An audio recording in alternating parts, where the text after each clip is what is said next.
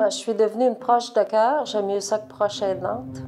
Quand j'avais été ministre responsable des aînés, j'avais mis en place des services, quelques services pour les proches aidants, parce qu'il y a aussi des hommes. Mais je n'avais pas vécu réellement la situation de proche aidant. C'est arrivé très, très vite. Jean-Guy, on l'a diagnostiqué avec un glioblastome, qui est un cancer fulgurant, une tumeur au cerveau. On lui a donné une espérance de vie entre 4 et 6 mois. Jean-Guy ne comprenait pas vraiment ce qui lui arrivait ou il ne voulait pas vraiment se rendre à l'évidence. Alors, on a tout vécu pendant 6 semaines à la Fondation québécoise du cancer. J'avais aménagé la salle de bain ici. On a commencé avec une canne, après ça avec des marchettes. Quand ce fut le temps d'un fauteuil roulant, nous sommes allés vivre dans une unité de soins protégés, dans une résidence du groupe Maurice,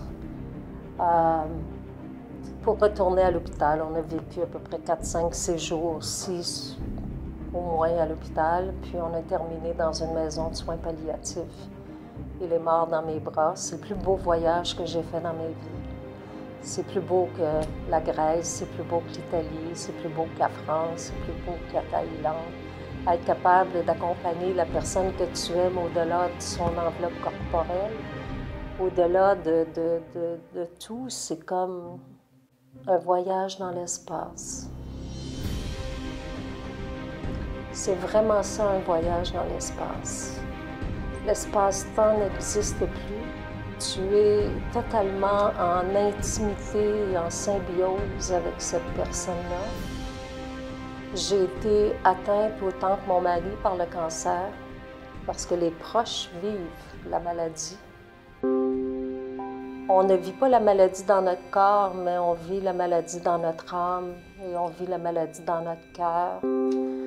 On vit aussi de l'espérance, mais faut aimer pour être un proche aidant. Sinon, on ne peut pas réussir. J'ai pas dormi de la nuit pendant à peu près 7 mois. Je surveillais Jean-Guy constamment, du matin jusqu'au soir, du soir jusqu'au matin. On dormait les lumières allumées. Je me levais à chaque fois qu'il voulait se lever. Je sais pas où j'ai pris ma force, mais je suis certaine que je suis pas la seule. Les gens trouvent une force à l'intérieur d'eux-mêmes, une force qui est comme surnaturelle. Et c'est pour ça que je dis que c'est un beau voyage. C'est comme si on s'entraînait là, pour monter le mont Everest, là, puis qu'on arrive au bout du mont Everest. Là. Malheureusement, Jean-Guy est décédé, mais ça a été quand même cette aventure-là que j'ai vécue, là, de pouvoir l'accompagner, sachant pertinemment qu'il était pour mourir. Quand je me suis retrouvée à la maison des soins palliatifs, je trouvais que les soins de fin de vie ne se terminaient plus. Et c'est un débat actuellement extrêmement philosophique. La question que je me suis posée, c'est est-ce qu'on s'acharne trop avec les soins de fin de vie? Parce que j'ai senti que Jean-Guy s'était terminé et qu'on poursuivait sans arrêt. Pour moi, là, il y a eu une journée et demie de trop avec les soins de fin de vie. Même si on nous dit que le malade ne souffre pas, moi, j'étais comme convaincue qu'il souffrait. À Québec, on apprend que la députée libérale de Saint-Henri-Sainte-Anne, Marguerite Blais, va quitter la vie politique dès la semaine prochaine. Vivre un deuil, c'est quelque chose de très difficile, on s'en relève pas. La preuve, j'ai été obligée de cesser de faire de la politique. J'ai arrêté de faire de la politique parce que ça ne convenait plus à ce que j'avais vécu avec Jean-Guy.